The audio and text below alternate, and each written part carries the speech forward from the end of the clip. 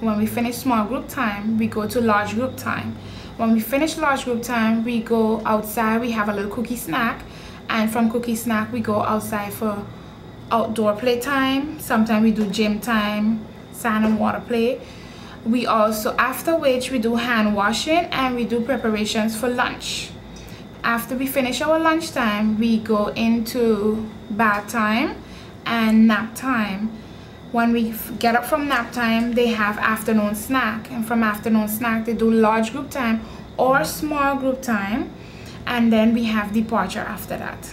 Okay, so just to give me a little clarification, what exactly is the difference between small group time and large group time?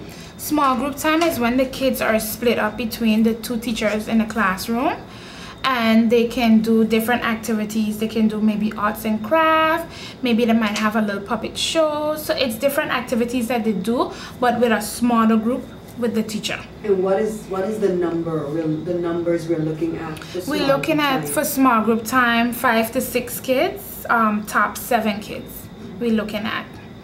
And then we have the large group time. That's when all the kids come together. We do songs, nursery rhymes, games, puppet shows.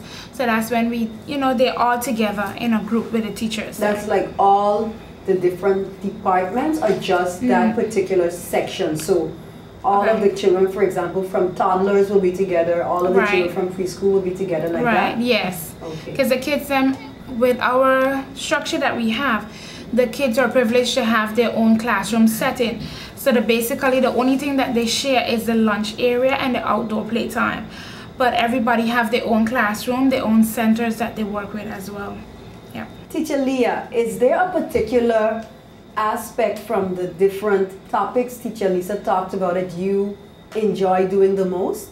Yes, for planning time for the toddlers will choose which center they would like to go to, and maybe some of them that are afraid, then I will guide them and tell them, well, maybe you like to go to the home center, or you like to go to the music center. It's for the toddlers. And the preschoolers now, they will tell me, because they have better understanding, okay, which center they would like to go to work with. So each individual child will tell me where they would like to go. Okay, so they make their own little plan. Yes. And assist you with that. Yes, and then they go into the centers, and then we will see what they want to do. And then after for work time, then we come together, we call time, and I'm gonna ask them, okay, what did you do today at work time? And each one of them will say, well, teacher, I was in a home center and I cooked food for my mommy.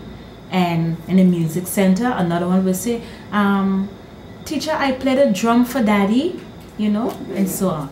Teacher Paulina, which section from the daily routine do you enjoy doing most? Well, for my group, I enjoy doing choice time. Just after pamper changing and breakfast, then they're free to go ahead and have their own choice. And then from there, I assist them from there. And when you say they are free to do their own choice, or to have their own choice, they get to choose from what? We have the Legos, we have the music center, or we have the home corner, or the book center. And you're talking about which age group again? 1 to 2. So they can choose if they want to play music, if they want to read a book. Or go ahead with the Legos. Okay. And Teacher Lisa, you said that you move around throughout your classes to interact with your pupils and to see their development and so on. Do you ever get the urge to teach? Well, yes, I do. Most of the time when I do come inside, as much as I would just like to stand back and just observe, I end up going into, if they're doing center time, I would end up going into a center with them where, let's say for instance, if they're working in a home center, and I would end up sitting down. Hey, I gotta get calm, I have to be fed, I have to get ready to go to school. So there's where I interact with the kids and see how far the cognitive skills are developing as well. So as much as I try to stand back and just observe as an overall, it doesn't work. You're most likely gonna end up interacting with the child. They're gonna come to you for sure, and they're gonna tell you whatever it is that they're doing because they want to have a conversation, or they just want to show what they're doing, you know. So they will have that back and forth interaction time with you. Okay, and a question that I always ask, because this is very important for me, and I don't know how all schools deal with it, but I know that there are set rules and guidelines for this. How do you discipline your children? Well, for our discipline here at the school, we have different timeout. For instance, for the babies, we do timeout with the babies, that they would understand that they can do certain things.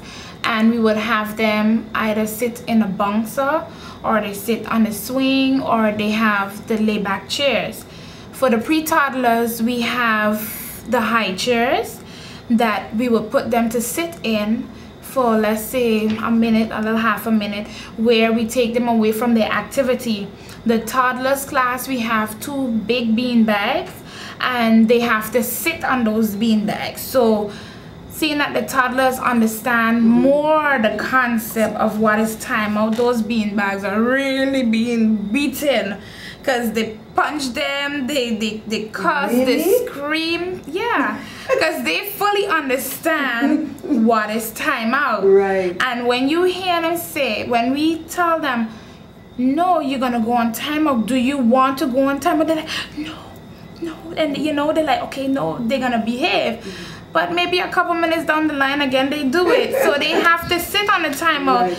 And I always tell my parents, listen, when you coming up and you hear them screaming, before you jump at us, just look. So some of the parents will be like, oh, you want time? Okay, you have to sit there a little longer, you know?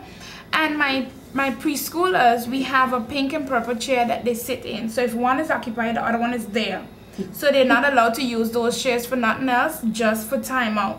The same thing with the bean bags, you know, they sit for the timeout as well. And what is the method though? Because I know that I believe if it's not SIFMA, but I was questioning that, and they said that they give the timeout according to the age. Right. So if you're 2 years, you get 2 minutes. 2 If minutes. you're 3 years. So how do you do that with a baby? But with a baby, it's not long. It's just that, you know, sometimes when you have babies, especially when they're teething, and, you know, people might say, oh, they just want to be biting. They would go and say they want to go and bite, but it's the fact that they're teething. So for safety, we would move them away and we would talk to them. With our babies, we do not do baby language. We would talk to them direct and let them know. So we're going to move them away for a while from when they're playing, because we have a play area separate from our sleep area for the babies. Right. So we move them away and they have to sit in the swing or the bouncer where they cannot do no activity. And let's say it's like a couple seconds just to leave them know, and then after we put them back down and we will monitor them and we speak to them, because we have one and she fully understands. She fully understands when we say no or yes, and sometimes she tells us, she gives us the finger and she's telling us back what we are telling her. So they understand everything that we say. Well, ladies, thanks so much again for all of that information that you have given us, but we have to go to a break. Stay tuned, we will be right back. Man, I'm supposed to take my girl out to dinner this weekend. I'm so broke, man. Man, I used to have those same problems, but since I got my whip company card, when I take my lady out, I even get something back. Get something back. But you're a lucky fella. I take your mind out the gutter, man. What I mean is, with whip company I get back 1% on every purchase I make. With this card, I can spend in guilders and use it throughout the Netherlands and Antilles. Instead of paying 1% of the dollar credit card, now I get 1% back on every purchase I make at the end of the year. What? I gotta get myself a company on card. Man, but let's go. Let me go. Man, now my lady's birthday gonna be a real celebration. At least now with Whip Compagnon, I know you're gonna get something back. The Web Compagnon credit card, with limits as low as 500 guilders. You don't have to walk with cash, and it is accepted by practically all businesses. The Web Compagnon is the first guilder credit card that can be afforded by anyone. GEBE has been faithfully serving the communities of St. Martin, Saba, and Statia, powering your home and our economy. Come rain or shine, our qualified team of professionals are working hard 24 hours a day to provide you and your family with safe, reliable electricity and water. We use the latest technologies and test our products daily to maintain the highest international standards. Our friendly staff is always there to assist you, whether in person, over the phone, or online.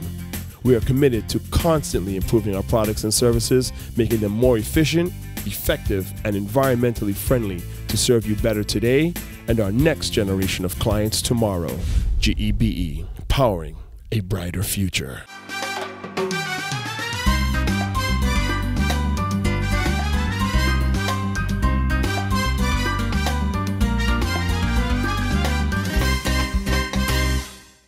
Welcome back to A Better Place. I know that all of you have followed the courses at SIFMA in order for you to become a preschool teacher.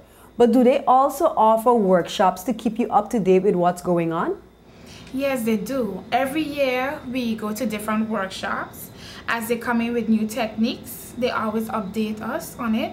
The managers have different workshops, the teachers have different workshops, and we have workshops together that we do.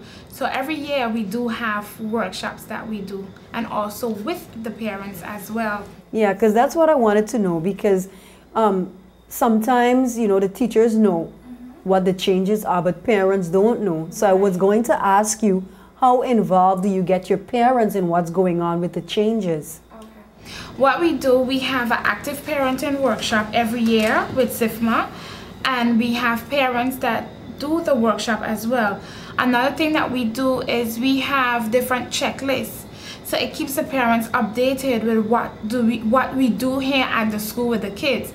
And we always have an open house where the parents can come any time of the day and see the activities that the kids are doing.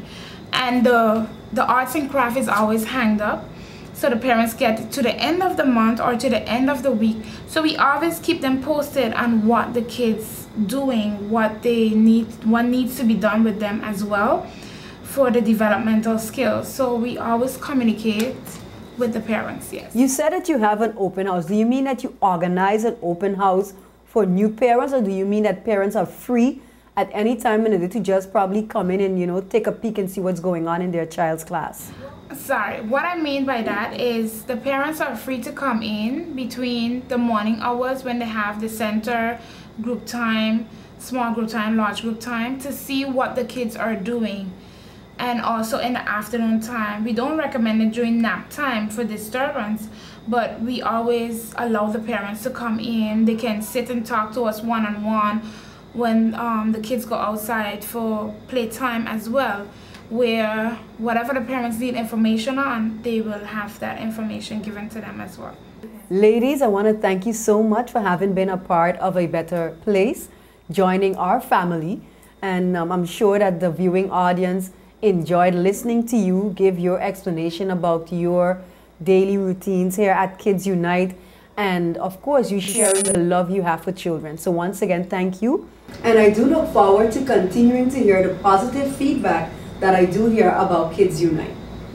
To you, the viewing audience, I would like to thank you once again for having been a part of A Better Place. If you're interested in having any of your children attend Kids Unite, they can be found at Pigeon P Road, number 15 in South Reward. Telephone number is 523-6509. Thank you once again for having joined us on A Better Place. I'm your host, Miss Angelique Martis Rumu.